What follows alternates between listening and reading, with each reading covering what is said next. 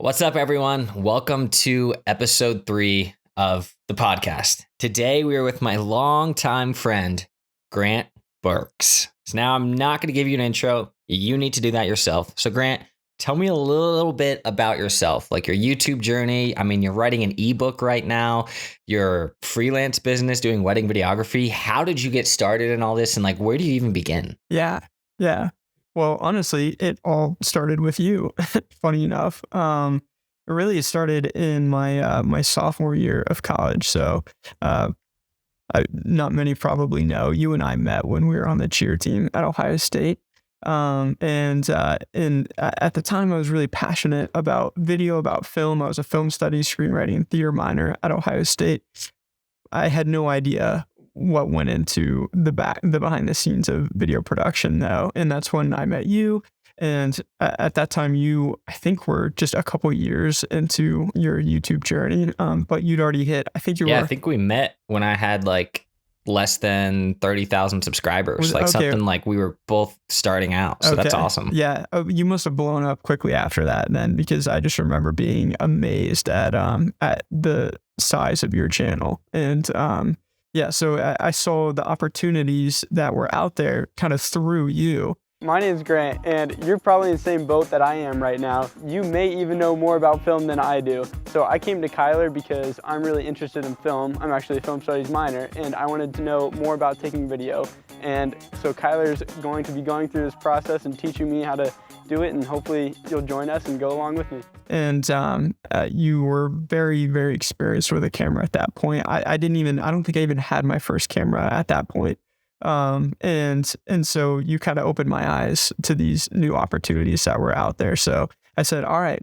Dude, that was awesome. Like that whole experience, like I remember, like you have to send me all these old videos because I'm going to overlay them for people watching on YouTube. But if you're on Spotify or any other podcast service, I'll tell you about it, because Grant and I, when we met, this is probably like 2015, 2016, and we were both kind of just grinding, and we were using some old cameras, and this is when the Phantom 3 Professional came out. So I got that drone, used it for a couple shoots. We used it on a couple weddings together because we also worked together on a couple jobs. And then basically, like when I started to upgrade, I'm like, hey man, take this drone. Hey man, take this thing. And then like, we've kind of molded into this like journey where we are today. Like it's just crazy to think that what we have been able to do with our jobs and with filmmaking and creating videos and creating content online has evolved from that one little conversation of, yeah, man, you should definitely make a vlog. And now you are on cloud 9, doing the most that you can, making a ton of money on the side, because I believe that you also have a main job as well. Yeah, so I was cleaning up my my office space earlier today. I have that drone still. I have that. Oh yeah, drone. you were gonna go pick it up. I thought I threw it in the closet, but I think I took it downstairs. But I was gonna show you. I've got that drone with me still. Yes, everybody. When I was getting started, like I said, I bought my first camera, and you asked me. You knew I had a camera at this point. Passion for video. You said, "Grant, will you come shoot this wedding with me? I'll pay you $100 to do it." At that time, that was like rent for me for a month, being in college and being a poor college student. So I was like, absolutely, shot that video with you, realized, okay, there's an opportunity to actually make money with a camera. And so you opened my eyes to that. And then shortly thereafter, you just were giving me, I mean, at that time you had the Phantom Pro, the drone, and then you had a gimbal as well that you'd gotten, I think, because a company sent it out to you to do a product review on it. And you were just like gifting me these items and saying, here you go, get started in your journey. And those things really did get me started. So you definitely opened the door for me there. Yeah, I mean, that was awesome. Like when I tell people like how to get started and things, I always just say like, you have to just do it, because like nowadays it's harder than ever. And we're going to talk about that in today's podcast on how hard it is to grow on YouTube and how hard it is to start, because the biggest thing is starting. Everyone's like, oh, I don't really have the greatest camera setup, or I don't have the best camera gear. But I tell people, hey, do you have a smartphone? Can you film things landscape, like 16:9? And they're like, well, yeah. I'm like, well, you have everything you need. Because it's really not about the gear. And that's what everyone says as our setups are like looking like this, like your setup's looking awesome. But we've built this over time, you know? And so I think thinking about how you start and you start from nothing really makes the entire process that rewarding. And I asked Grant earlier to send me a bunch of clips of our vlogs together in the past, some projects that we have done, and I'll overlay that right now. I asked out of curiosity, how'd you come up with these names right here? So you just went on Google and typed up unique baby names. This man Googled unique baby names to name all of his lots. I thought this guy was using ancient Greek terms. But like, we have really been growing with each other and crafting our niche and perfecting our desire to make the greatest possible video possible. And it takes time. Like, everything in life takes time. But in terms of like videos and editing, like, there are so many things that we are doing that we're going to jump into today about like the process of what does it actually take. And I know I've hired out freelancers to do some edits, and I know Grant does that personally. So I kind of want to jump into a little bit of the business side of things, from when you started, Grant, to where you are now. What is the biggest thing that you have learned across the way that someone else should know? Like, say I'm starting my own business tomorrow. What do I need to know to be successful in this career? Yeah, that is a really good question. I'll probably end up touching on a couple things here because I don't know if I can pick just one. But as you probably know, the business side of it is a part that I'm really passionate about. When I was at Ohio State, I said I minored in film studies, screenwriting, and theater. My major was business. I love business. I love the entrepreneurial aspect of owning your own videography business. So that truly is my favorite part about it. As far as when you're first getting started, a couple things that I would say. One, don't let small moments or decisions prevent you from moving forward with your business. I remember when I was first getting started, one big thing for me was, what do I want to name my company? What do I want to name my business? And I thought that it was going to be this big, profound decision that was going to affect me for the rest of my life. If I picked the wrong name, then I'm never going to get a client. Or if I pick the right name, then I'm going to make millions of dollars within the next year. And that's just not the case. Those small things that feel like monumental decisions in the moment, they really don't matter. So don't let things like picking a name, picking if you want to specialize in a niche, which I heavily recommend doing, don't let picking that niche prevent you from moving forward. Don't spend months saying, maybe I should do this, maybe I should do that. Just make a decision. Yeah, because that forward. stops you from making stuff. That stops you from creating content, because you can build the best website, you can build the best logo, the best animations, all this stuff, but it doesn't really matter if you don't have a portfolio. Yep. So I agree. Now, what are your other tips? Because you said you had a couple, so I'm curious to hear what we could learn. Yeah. It's so funny. You mentioned all those other things. Those were all moments that also took me time wasted, but I was figuring out, what do I want my logo to look like? What do I want my name to be? What do I want my logo to look like? Just so many different website. What do I want my website to look like? I don't have the perfect website. I shouldn't open it up to the public yet. Don't let those things stop you from moving forward in your business. Another thing that I would definitely advise you to do is save as much money as you possibly can from any of your video work. I mean, in general, if you're working another job as well, save money through that too. But this is actually what I do full time now. So I do videography full time. I run my own videography business full time. And I was able to take that leap to going full time because I saved up as much money as I possibly could through my videography projects.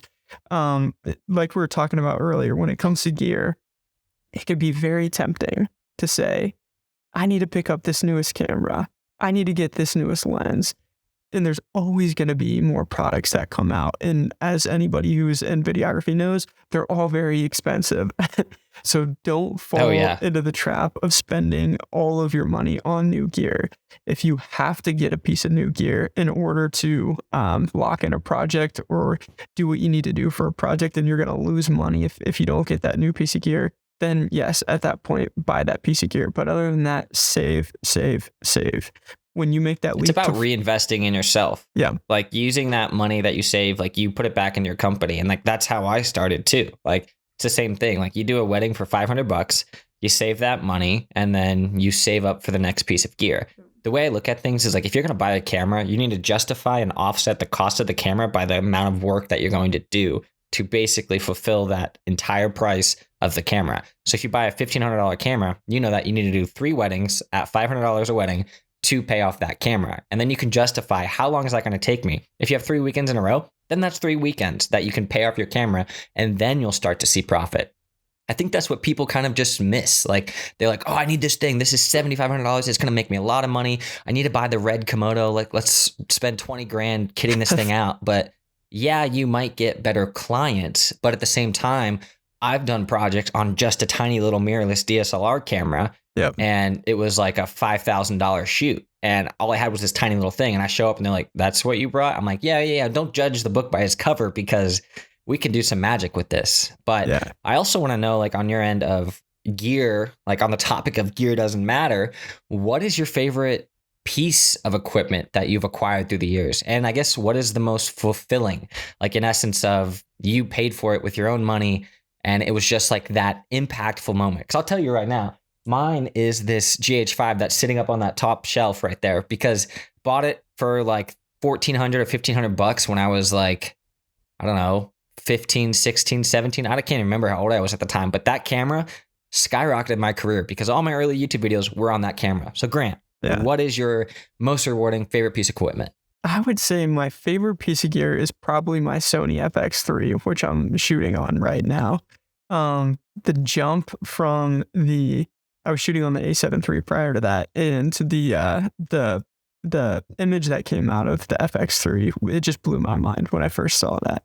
But there was a progression to getting there. Nuts. Yeah, I started on the Canon 70D, and then I went to the Sony A7 III, and then I picked up an A6400, and then I got to the Sony FX3. So there was a progression. It was a lot of time, a lot of projects to get there. Yeah, like the quality increase from what you were on the 70D is just insane. I mean, I remember, like, we both were Canon fanboys. Like, we were both shooting on a Canon. I had a Canon 60D as my first camera. And then we started playing around with that. And I think you got you just said the 70D. So it's like we stuck in that realm. But now it's like, as the technology advances, now we can go to Sony, which is like our favorite brand. And like, I shoot mainly on the Sony FX6 because I do a lot of cinema, documentary films, all that stuff with my actual job. And then all my YouTube stuff on the side, I'm shooting on an A7S III right now. And I love it. It's basically like a dumbed down version of the FX3. Yeah. But same quality, same format. It's just the FX3 is more cinema focused and it looks cooler. Yeah, I've wanted to pick up an A7S III at some point too, but I haven't because I didn't need it. So I've been saving the money. It's so true. You gotta save as much as you can. That buffer and finances that you have is going to be the biggest thing that's going to let you go from doing videography part-time to doing it full-time as your business. I have a question.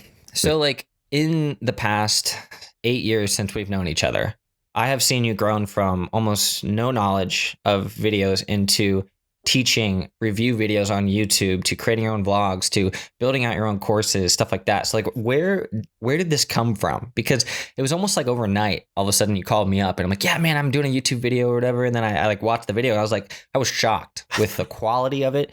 Because like, the quality of what your videos were to where they are now has increased dramatically. So I just want to ask, like, where do you learn from? Like, where can people get the same amount of knowledge? Because you said you went to film studies in college and stuff, but like, truly, like, was it just experience? Was it on YouTube? Was it a course that you took? Like, what did you do? Yeah. So much of it was learning, one, by trial and error. So just doing it and messing up a lot, and then learning small things as you go. But then also, like you mentioned, YouTube. I mean, honestly, it's crazy to think you spend 4 years.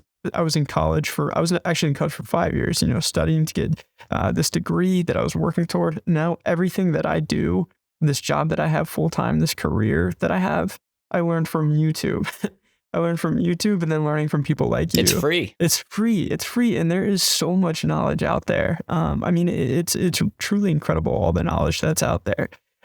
So it was just day after day watching video after video. But then also, like I said, I can't emphasize enough, you got to do it too. You just got to get out and shoot. You got to shoot projects, because you can sit behind a computer all you want and watch as many videos as you want. but you're never going to learn as much as you need to unless you get out and actually shoot videos and do it and make those mistakes, but learn along the way. And Yeah, I also failure. was lucky to have you. I don't want to, diminish that. I was very lucky to have you. No, it was nice. Like I always tell people, you can reach out whenever you want. I'll help you through any project and stuff. And that's what I always tell people is like, look, if you want to know something, just hit me up. I have a Discord channel. I have an Instagram. DMs are always blowing up with different questions here and there. So just hit me up and I'll help you through whatever you're going through. And I love that because it's very rewarding to do that. But that kind of process you're talking about reminds me of a video that one of my buddies just told me to watch called Chasing Failure. I think it was actually Joe Pearl. And it's pretty cool because the whole idea is about this guy who is like a D3 athlete, All-American, whatever, and he wants to be on the NFL team. And he goes and sends all these emails saying, hey, I'm chasing failure. I know I'm going to fail. I know I'm not going to be in the NFL, but give me a shot to try it. So everyone always declined him, like out of all the places he emailed, and then one team accepted him. So he shows up to practice. He does pretty good. And the coach is like, run back and forth, do these suicides. You do it in 3 minutes and you do 30 suicides, then you're on the team. And of course he goes halfway through and he hits a wall and he like breaks down. He's like, I can't do this anymore. But in that moment, the coach and the entire team started cheering him on and rooting him on. And even though he failed, in that moment, he was teammates with them. He was a part of that team just for less than a minute. And that's why he failed, but he also succeeded. So using that in our line of work means that you will fail 9 times out of 10, but if you succeed that one time, then it's completely worth it. Because I've failed for years on YouTube. I mean, I started in 2008 and I didn't blow up, or I didn't get my first 1,000 subscribers till 2017. And then my first 100,000 at the end of 2017 into 2018, because I changed what I was doing. I looked at what was failing and I said, maybe this isn't the right path. So then let's change it. And I changed it, focused on tutorials, assets, preset packs, everything for free. And then through that, it started to skyrocket into what it is today at 250,000. So it's like, nuts. But I think people need to take that mindset of chasing failure, because if you don't fail, you will never succeed. Yeah, that's such a great point. I mean, they might be cliches, but I honestly think they're true. There's so many mantras. You don't fail unless you quit. So failing isn't not succeeding in something. Failing isn't, I didn't reach the benchmark I was shooting for. You don't fail unless you completely quit doing something. I've made so many terrible videos, and I'm going to have to send you links to a bunch of them. Please just roast me on this and just put them all out there. I will be playing it right now. They're so bad, but I had to make all of those terrible videos to get to the point to where now I feel confident in saying that I think I make some pretty darn good videos.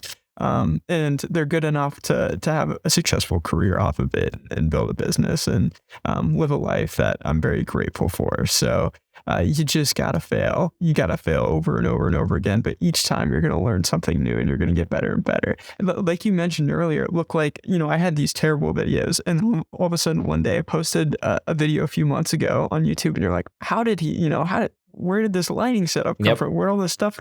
It's because I was learning behind the scenes for a couple years, and I wasn't putting anything out there on YouTube, but I was learning through projects I was doing for clients until eventually I had this wealth of knowledge that I could put into a YouTube video. So, yeah.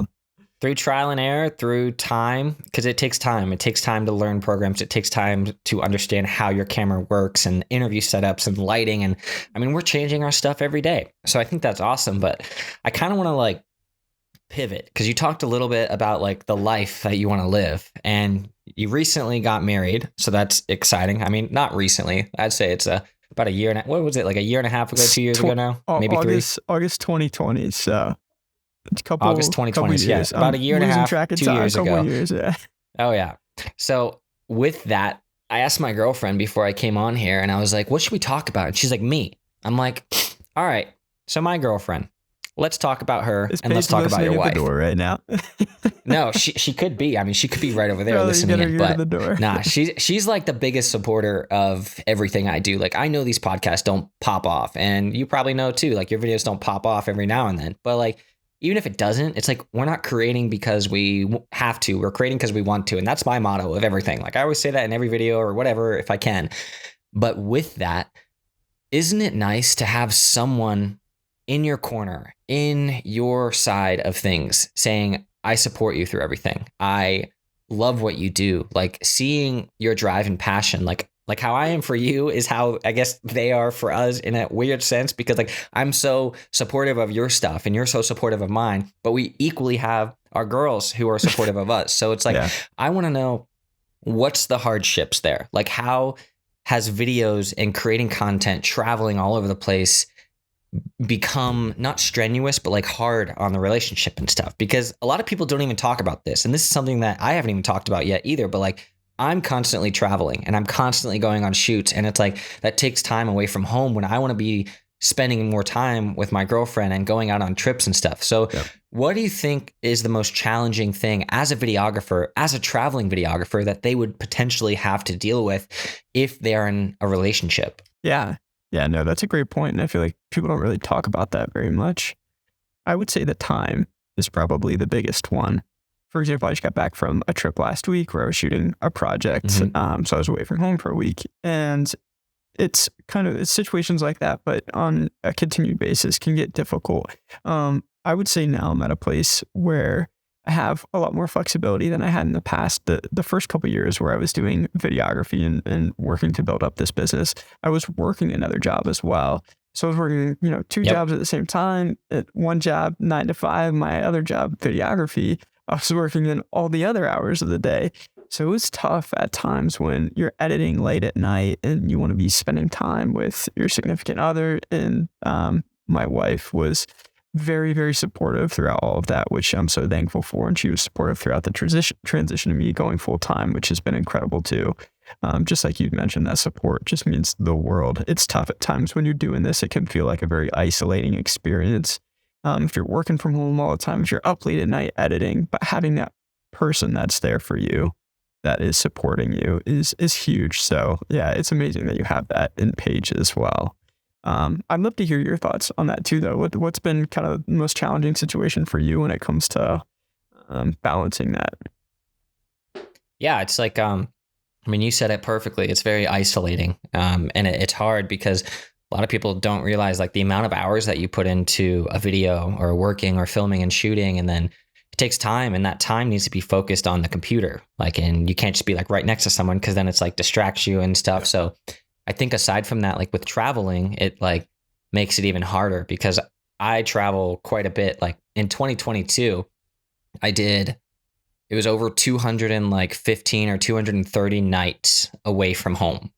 And that's mind-blowing. That's more than 50% of the year that I was gone. And I didn't realize how hard I was working until I sat down and really looked at it. Because like last year I did a bunch of projects, like one of the biggest ones being like the Tour de France. Like I went down there 35 days. We toured all over France following the cycling journey. And it was wild. Like I went to 9 to 11 different countries, and every single night a different hotel. Like it's one of the greatest experiences I've ever experienced.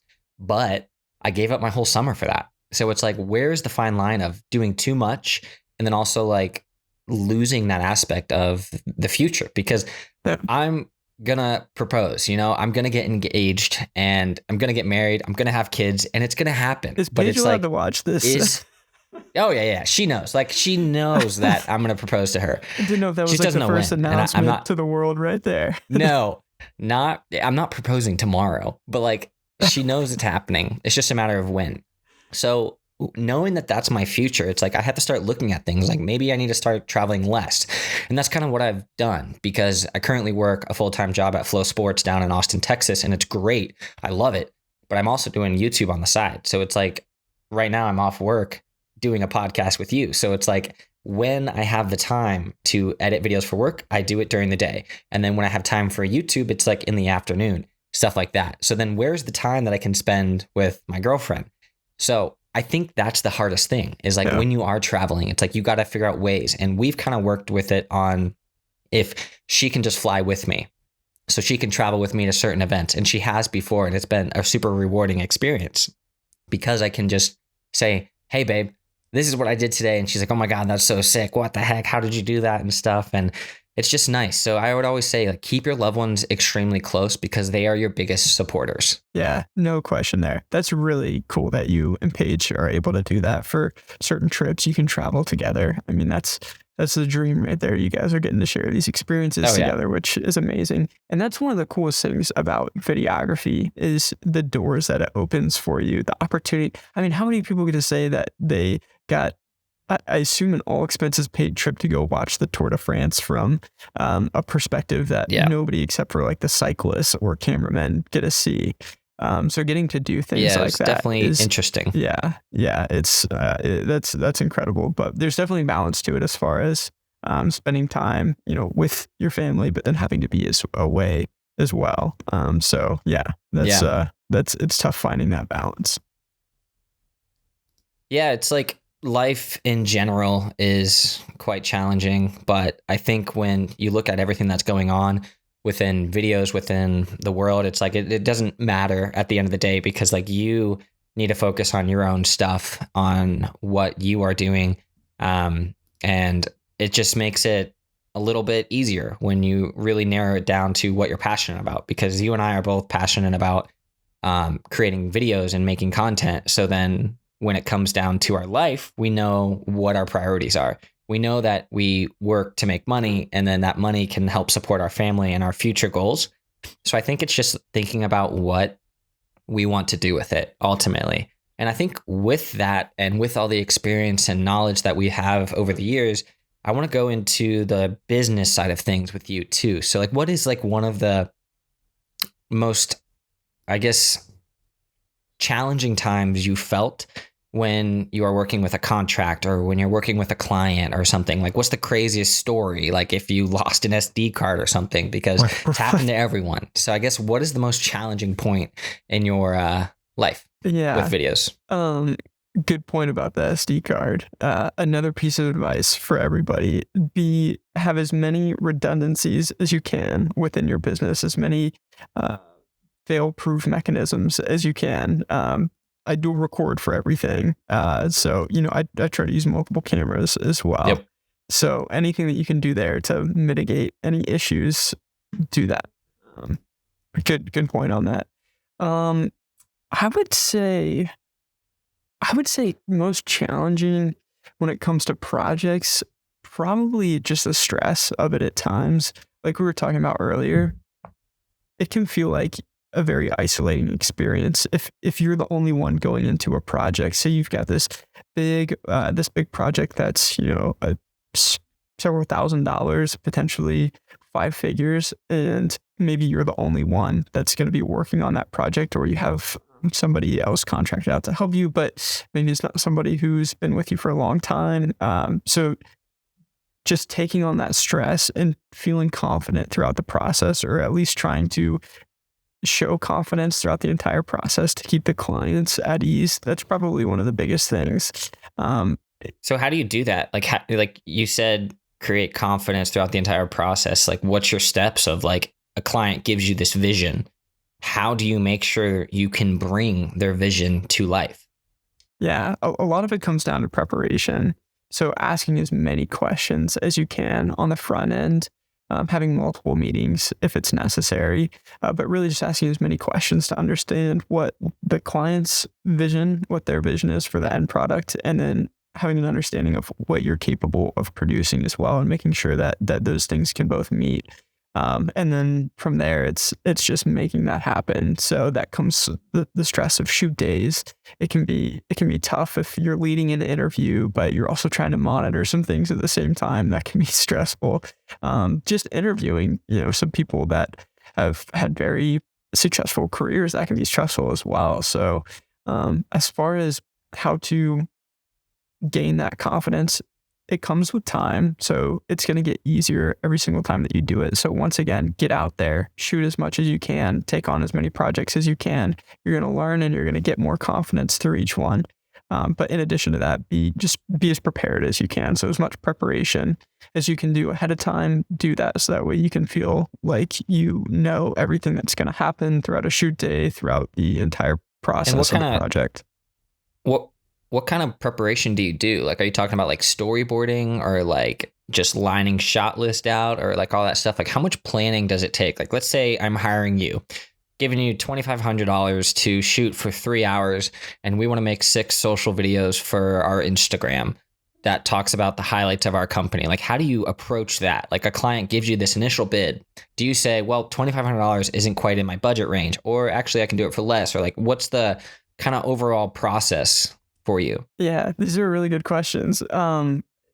It comes down to first having an understanding of what your rates are, what the expectation is for what you'd be charging for a day, depending on how many days the shoot's going to be, and then how much. Do you have a daily rate, Grant Burks? Are you willing to let the world know your daily rate? I do have it. Well, I kind of have a day rate. What I always recommend videographers do, this is my way of like working my way out of the question right now, Kyler.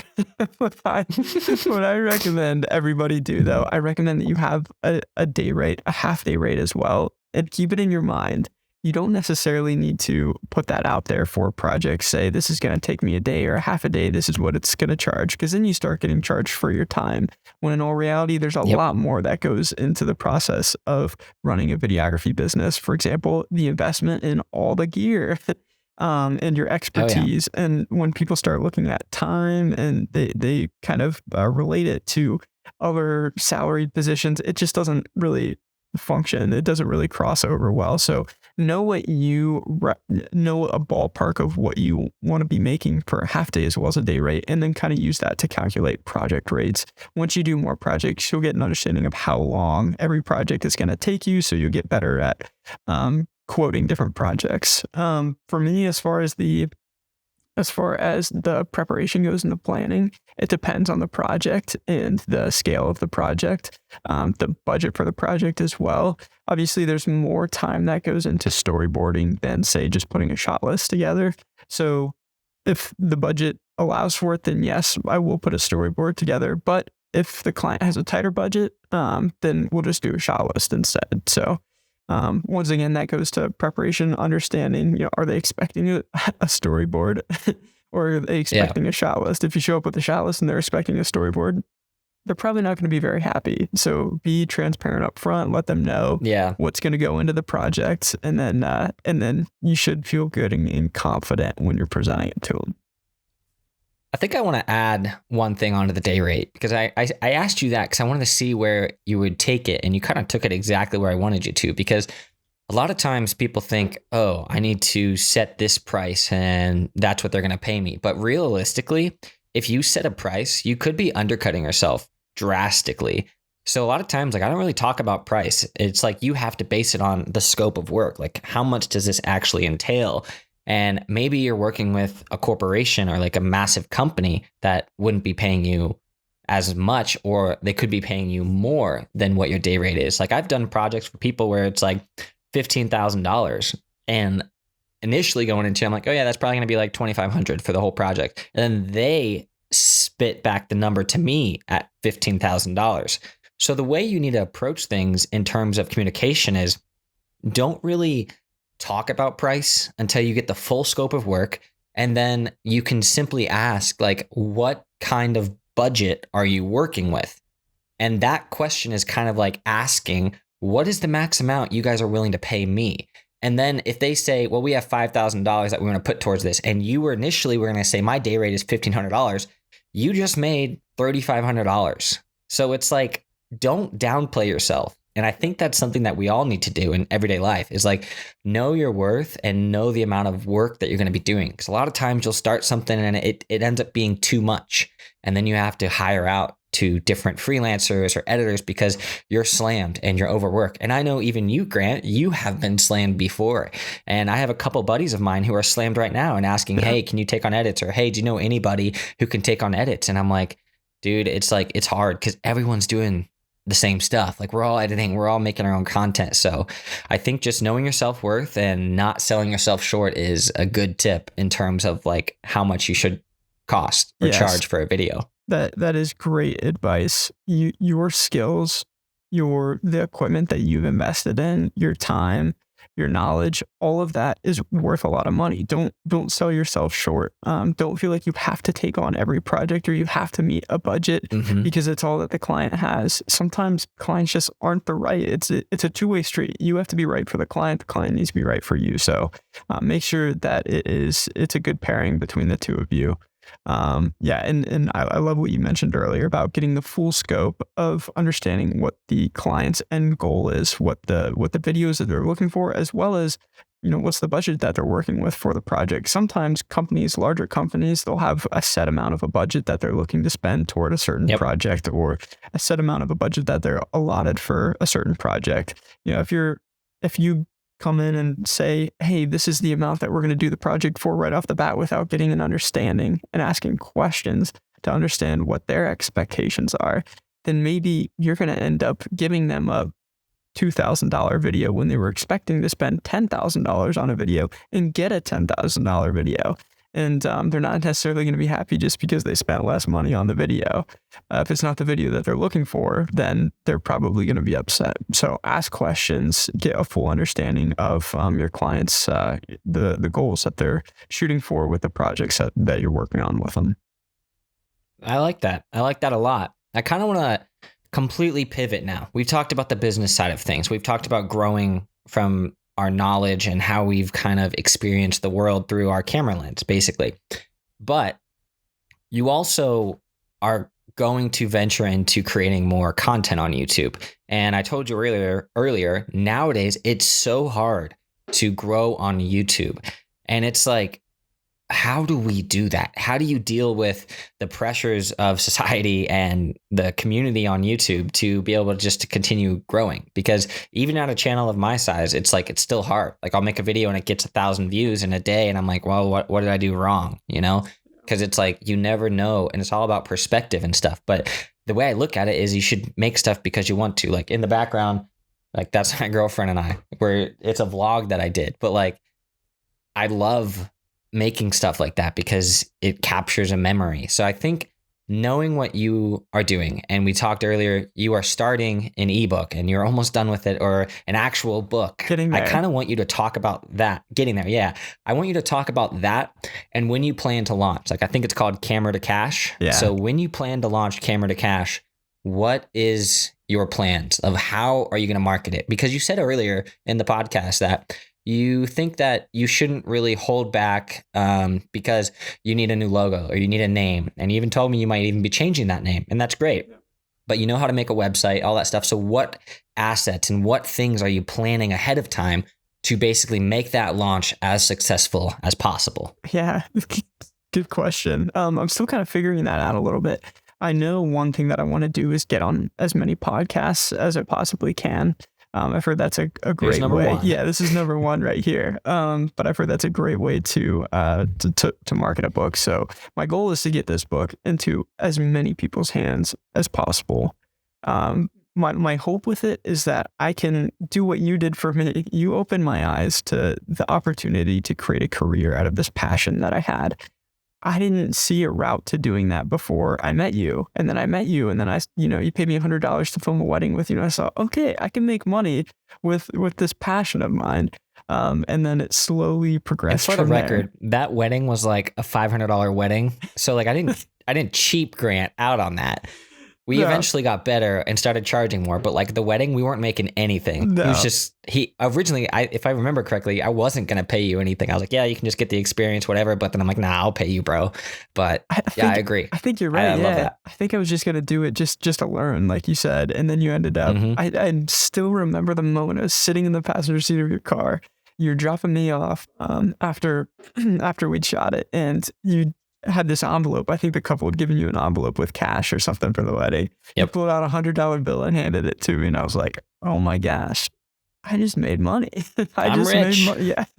Yeah. And being a sophomore in college, I definitely thought I was rich, but sorry, I went completely off track there. marketing No, for the you're book. good. So yeah, podcast one, getting on as many podcasts as possible. And then my goal is to put out more YouTube content too. So trying to follow in your footsteps there and get more stuff out on YouTube, more valuable content that people will enjoy. And hopefully then they'll want to purchase the book as well. I'm trying to sell it for as little as I possibly can on Amazon. I don't know what they'll sell. I don't know what the base price is that they'll let me sell it for, but I'm trying to do that just so I can get it into as many hands as possible. Yep.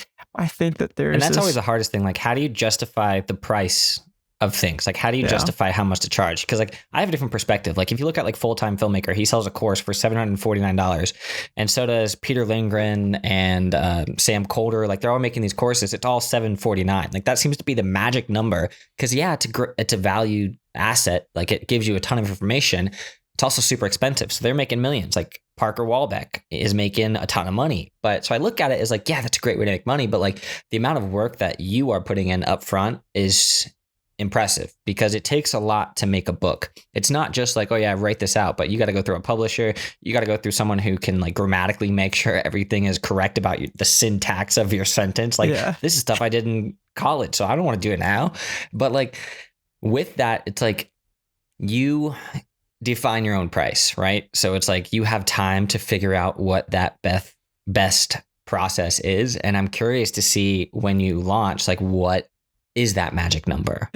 Yeah, I'm curious to see what it is too. Like I said, I'm not sure. I don't know all the logistics behind what I can and can't sell it for. Really, my goal with this is to get it into as many people's hands as possible. I know I'd mentioned it earlier, but I didn't see a path to doing this full time before I'd met you and before I really started making money with video. And I want people to know, people that don't have a playbook or a manual on how to do it, or have seen somebody else do it before firsthand. Maybe they don't have that person in their life. I want them to know the steps that they can take and see that there is an opportunity to do this full time, because it is such a rewarding career. Like we mentioned earlier, you've gotten to do some of the most incredible things, traveling, going in the Tour de France, and just so many other things. You've traveled all across the country, all across the world, honestly. And I've experienced a little bit of that as well, getting to travel across the country, having so much flexibility, getting to create my own schedule, and you know, making money that I've been very fortunate to make as well through the process. And it's possible. It's possible for people to do that. And I want them to see that it is through this book. So yeah, hopefully that answers your questions. Yeah, I'm extremely excited to get your book and get a hard copy, get a paperback copy, get the ebook, listen to it on Audible, listen to it on podcast, because I think it's going to have a lot of information in there that's going to be valuable to anyone who's starting out or anyone who wants to take their camera and make money from it. Because if you think about it, you can make as much money as you want. Like it's about how much you put into it and stuff. So it's like Grant is going to be giving you this book that is going to potentially change the course of your entire future. Just like Grant Burks did in 2014 when he decided to pick up his camera and be like, you know what? I might be able to make a business out of this. So you started that because of our conversation and just talking of saying, hey, yeah, there's a path for this. So I want to put you on the spot. Have I ever given you any information whatsoever that stuck with you, that you were like, this was the moment, or this is what I continue with me every day? And if I have not, give me something that I can keep with me. Oh, man. Okay. But the first time that you paying me was the first time I ever made money with my camera. So that was a big moment for me, as I mentioned prior. Everything that you did with your YouTube channel as well, and seeing your success there kind of opened my eyes even more to the possibilities. Outside of that, I would say maybe not something that you said to me directly, but just seeing your persistence and your work ethic as well. It still blows my mind how quickly you're able to edit videos. I guess not everybody gets to see behind the scenes of it, but the way you just lock in and edit a video it is truly something to be impressed by. I remember when I first started, we would joke because it would take me 3 hours to edit. Do you remember this? Yeah, I saw that smile just on your face. It took me so long to edit a video. it would take you like 10 minutes when it took me to do 3 hours to do. So just learning through you. And but like I mentioned, seeing your persistence and seeing how many videos you were able to put out and the success that came along with that gave me the understanding that, okay, I'm going to need to really work hard at this. I'm going to need to put in those late hours editing. And I think that has helped me get to the point where I'm at. I love that. I mean, I think that's great. I think you learn by experience and not necessarily the words that you're like receiving. It's more about like what's being offered, seeing what works, and then having that motivate you. Because the biggest motivation and driver of our type of stuff is yourself. So it's like when you lose that, like I talked about it previously in my first podcast episode where it was like, it's so challenging because everyone is doing the same thing, but they're doing it better than you. So why do you want to do stuff if you're just going to put this like less quality video out? It doesn't make sense, right? So it's like we lose motivation constantly as videographers and stuff. And like I lose motivation all the time. And like right now I'm on the comeback up. Like I'm like we're doing the most that we can. But I think talking about how fast I am able to do things is because in college I didn't really like I went out with my friends, but I also like went home after school and like learned something new because like I did this weird thing where I know how Premiere Pro works and I know all the effects and what they do. So theoretically, if I'm walking or I'm listening to music on the car, I can figure out a transition and I can actually keyframe it in my head and see what it's going to do to the video without actually having the software. So then when I go to Premiere, I just do those keyframes that I had in my head and I'm like, wait, that's how I did it. And then it makes it so much faster. And then I'm like, well, that's nuts. I didn't think about that. And the first time I told someone that, they're like, you do what? And I'm like, yeah, like, you know what I mean? Like you can think about it right now, Grant. Like think of directional blur. Think of changing that setting to 90 and then think about changing the intensity up to 100. What is that going to do to your footage? Yeah, it's crazy the way you just see the world in a different way. You mentioned it earlier, like seeing the world through a lens. You really do. You start to see the world in a different way, especially once you put in those hours like consistently within a short period of time. You just start to, I notice walking around, you look at, okay, how would I compose that? How would I compose this? And you just think about framing of different things. And it's really neat. It's really neat the way that you see the world in a different way. You mentioned something earlier though, that I kind of wanted to point out. You said how, you would hang out with friends and whatnot, but there was a period of time in college where I feel like you just dialed in and it was like you would school, cheer, and then you were just working on videos, school, cheer, working on videos. And I mean, you always still found time to hang out with friends and stuff, but you didn't waste your time. You committed your time to things that you thought were going to help you out in the long run. And that showed up in the shape of working on videos. And you did that with like all your free time. And I think that's what helped make you so successful. I agree. I think a lot of times people are like, oh, it's just handed to you. And I've heard that time and time again. And I'm like, no, it's really not, dude. Like you have to put in the time like we talked about earlier. But like even in college, it was like go to class and then I come home and then I teach myself something new. Like I even told you this story, Grant, like, and I talked about it in the previous podcast, but like I literally show up to class one day and the teacher gives a YouTube video on how to do something and it's my video playing on the screen. Yep. And I'm like, why am I going to school if I'm not learning anything? So that's when I was like, I'm going to double down on YouTube and teach people and learn more and do it how I want to do it. So that was really fun and rewarding. But like the thing is like you have to drive yourself almost crazy doing videos because it's like it's so much work, but then the more you do it, the faster you get, and that's how you become a faster editor. Is put the time up front.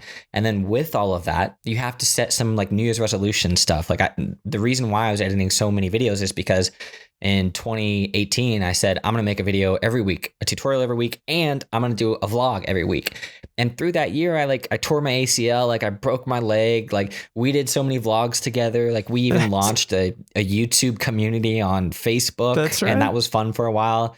Like we've done so many collaborations through that year, but like what it taught me is that there is no reason to make an excuse. My videos would drop on like Monday morning or whatever.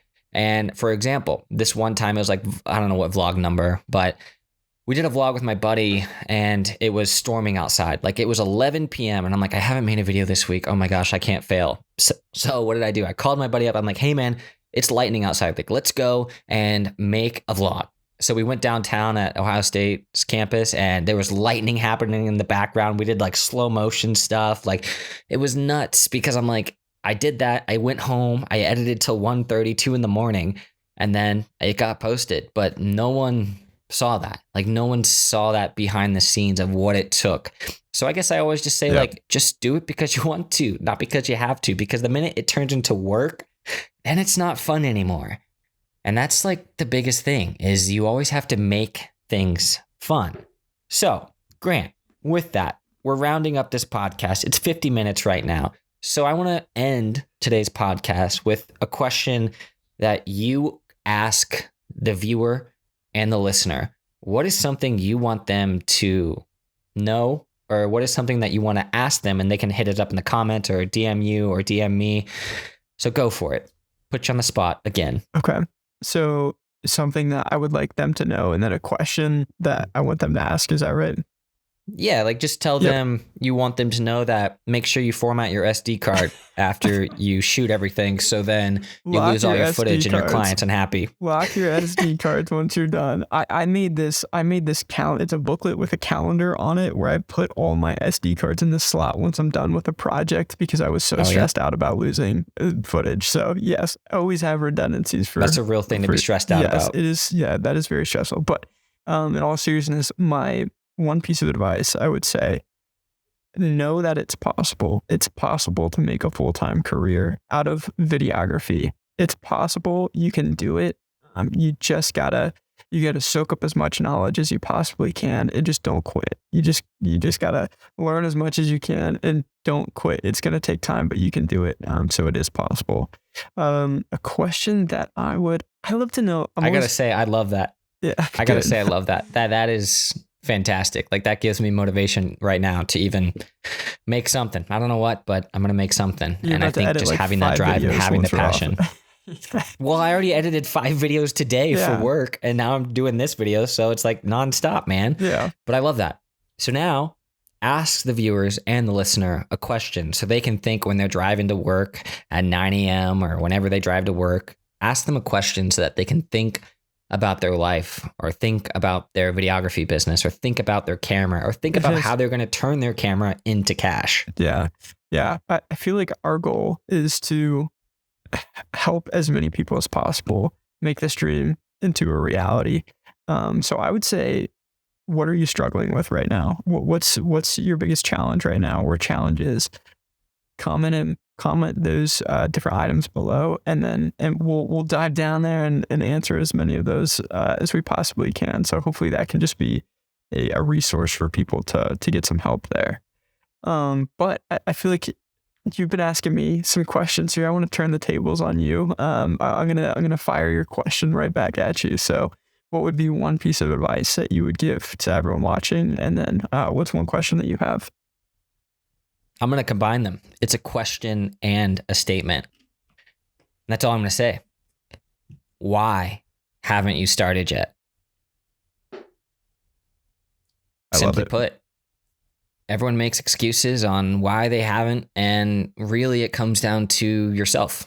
You got to push through. You got to do it because you want to, not because you have to. And ultimately, it's like, we are the only people holding us back. Yeah, you can say I don't have the best gear. I don't have the audio. I don't have the lighting. You don't have any of that stuff, but it doesn't matter, because the reason why it hasn't started is because of yourself. So I really want you to take that in, find that motivation from within. Like right now, I'm reading a bunch of books, and I think with the one that I'm starting right now, my buddy Chris recommended, is like the 7 Habits of Highly Effective People. And it's fantastic. Like, you should read it. I love it. Like, it's just amazing. Like, you find your motivations from within, and it truly makes the process that much more enjoyable. That's great advice. Why? That is great advice. Well, Grant, I think that's a wrap. And if it is, fantastic. If you got one final thing to say, go for it right now, or just hit me with the Irish goodbye. just everybody continue to learn, keep learning, soak up as much knowledge as you can. If you want to keep learning, if you want to get access to the book that I'm working on, hopefully it can be a resource for you. Kyler, I'll give you something that you can link below, if you're okay with that, and then I'll get you added to my newsletter, where I'll be sending out all communication for the book. I'm sending out early copies of the book to people, so that way they can let me know what areas need improved, what needs fixed. The other thing I would say, Kyler and I started a Facebook group where we're just trying to help people learn more about videography. I think it's videography for, can we link that? Beginners. Yeah, it's like videography for beginners and stuff. We'll link that in the description down below. And for the record, Grant started it. So this is his project. It's funny. It's like full circle. Like, I started one a while ago with him, and then now he started this one with me, and it's just like, it's fun. Everything's full circle. Ultimately, Grant, all the links will be down in the description below if you're watching this on YouTube, but check out Grant's channel, because he is on the grind right now. And that's the biggest thing, is like, you just got to have that motivation. You got to build it from within, at the depths of your soul, when it's midnight and you like don't want to edit. Find that passion, find that drive, because that drive is what's going to fuel your business. That drive is what's going to take your camera and turn it into cash. And that drive ultimately is what's going to allow you to accelerate your future and honestly make you the best possible version of yourself. Absolutely. Thanks for having me, Kyler. I appreciate it. This was fun. Hey, thanks for coming on. That's a wrap.